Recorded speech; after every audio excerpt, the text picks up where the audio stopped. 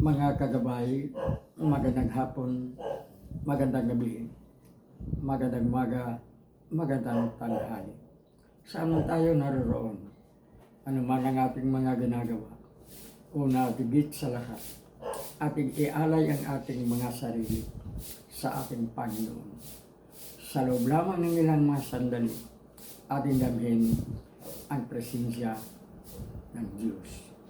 Sumasa atin ang pagpapala, ang biyaya, ang pag-ibig, at ang kapayapaan ng Ama, ng Anak, at ng Espiritu Santo, iisang Diyos, magpas sa walang hanggan.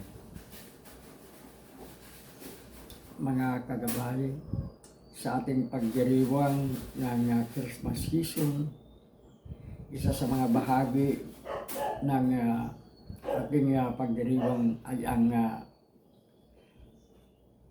Holy Family, ang banal na pamilya, si Jose, si Maria, at si Jesus, na dapat tularan ang mga magulang na katulad ni Jose at ni Maria, at dapat tularan ang isang anak na katulad ni Jesus. Sa mga pagkakataon ito sa ating episode, muli natin ipaalaala sa mga magulang kung paano nila mamahalin ang kanilang mga anak. Itataguyod, palalakihin na makatao, makabayan, at makadiyos. Ito ang dapat isa sa buhay ng mga magulang sa mga sandali ito. Lalong-lalo na sa ngayon na masyado na napaka-advance ng teknolohiya. Marami na ang mga magulang na nakakalimot sa kanilang matungkulin. Marami na rin ang mga anak na nakalimot na dapat nilang mahalin ang kanilang mga magulang. Ngunit una at higit sa lahat, ang mga magulang ang dapat magpapakita ng pagmamahal sa anak. Balikan natin ang banal na pamilya, ang Sagrada Familia, Holy Family. Ulitin natin si Jose, si Maria, at si Jesus. Alam naman natin na Diyos na si Jesus, tunay na Diyos na nagiging tunay na tao. Samantalang si Jose at si Maria ay normal na mga taong katulad natin. Kaya sana ang mga magulang na ito ay abusado sa kanilang pagpapalaki kay Jesus. Isipin mo, magiging ama ka ng Diyos na nagiging tao. Magiging ina ka ng Diyos na nagiging tao. Ngunit, nagpapakita si Jose at si Maria ng pagmamahal kay Jesus, katulad ng dapat na maipakita ng pagmamahal ng isang magulang sa mga anak. Tulad halimbawa nung si Jesus ay siguro mga 12 taong gulang. Nang una siyang dinala ng kanyang mga magulang sa templo ng Jerusalem upang ialay sa Diyos. Alam naman natin na, di ba sa atin ngayon, ang isang batang lalaki, dapat natutuli. Noong panahon ni Jesus, ang pagtutuli sa kanila ay ang dadalhin sila. Pag sila ay 12 years old na, dadalhin sila sa templo at ialay. So sa pangyayari ito, bata sa mababasa natin sa banal na aklat, nang sila ay umuwi na, malayo na sila sa templo, napansin nila na wala si Jesus doon sa malapit sa kanyang mga magulang. So nabalisa si Jesus, ay si Maria at si Jose. So bumalik sila sa templo. At 3 araw na hinahanap nila si Jesus. So nung nakita nila si Jesus, nasa gitna ng mga marurunong, nasa gitna ng mga guro, nakipagtalo tungkol sa Eskriptura. Pinapikita na sa kanyang kabataan talagang Diyos si Jesus. Ang kanyang talino, ang kanyang karunungan ay hindi pagkarunungan.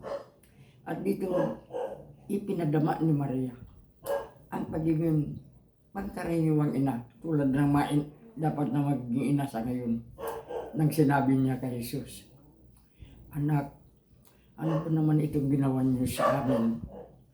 Ako at ang iyong ama ay labis na nababahala, natatakot, nangangamba dahil sa wala ka. Bakit ginawa mo ito?" Sinagot lamang si Maria ni Jesus na ganito, "Babae, hindi mo ba alam na kailangan gagampanan ko rin ang aking tungkol sa aking ama?" Na ang ibig sabihin ni Jesus, hindi lamang sa tao, isa sang Diyos. Pero dito, ang larawan din dito ay ang pagmamahal ni Jesus, ni Maria kay Jesus, na tulad ng pagmamahal ng isang ina, pagkaraniwang ina. "Anak, ano ba ang ginawa mo sa amin? Nababalisa kami ng sobra-sobra. Natatakot at nangangamba kung ano na ang nangyari sa iyo." Pagmamahal ng isang ina, pagmamahal ng isang ama sa anak. Sa ngayon nga, may mga magulang pa rin na pagdating ng dilim at wala ang anak, magiging apo o sino man sa pamamahay na dapat nandun na, mababalisa na. Isang ina, isang ama.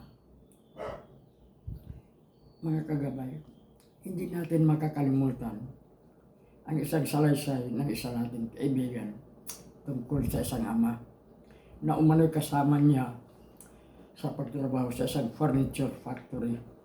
Taga-pinta, taga-linis, taga-gawa. Itong amang ito, may kaisa-isang anak na kasama ng kanyang asawa, anak na lalaki, at yung kanyang asawa at yung anak na lalaki na nag-aral ng mga panahon na yan sa siyudad. Kaya nangangailangan ng tira. Isang karpintero lamang sa isang furniture factory ang ama. Kaya dahil sa trabaho niya, nalangap niya ang chemical, sobrang pagod, kakulangan sa pagkain. Maaga itong namatay. Binawian ng buhay sa sobrang pagmamahal sa anak. Kaya pagka ang anak na yan ay magiging pasaway, isa lamang ang sinasabi ng ina, "Anak, huwag mong kalilimutan na ang iyong ama, dahil sa pagmamahal sa iyo, namatay alang-alang sa iyong kabutihan." At pinaalaala ng ina sa anak na yung ama, sa tuwing sila ay mamamalengke, pagdating ng sahod, laging sinasabi ng ama sa asawa, "Sweetheart, mamimili tayo ng kukunti lang at ang pinakamura. At yung malaking bahagi ng kita ko, ipapadala natin sa ating anak na nag-aaral. Kawawa naman siya." Pagmamahal ng isang ama, hindi inaalintana ang kahirapan ng kanyang trabaho, napabayaan ang kanyang kalusugan hanggang sa namatay. Mga anak, kung meron kayong mga magulang na nagpapakita ng pagmamahal sa inyo, mamahalin niyo sila. Ngunit, ating bigyang diin, dapat ang mga magulang ang magiging ehemplo katulad ni Jose at ni Maria. Si Jose bilang ama, sobra ang kanyang proteksyon sa kanyang anak na si Jesus, na anak niya bilang isang tao. Sapagkat nung si Jesus ay tinangkaang patay ni Herodes, nung si Jesus ay 2 taon pa lamang, itinakbo ito ni Jose sa Ehipto. At nanatili sila sa Ehipto hanggang sa namatay si Herodes. Mga ama, ipagtanggol ninyo, ibigay ninyo ang lahat-lahat sa inyong mga anak.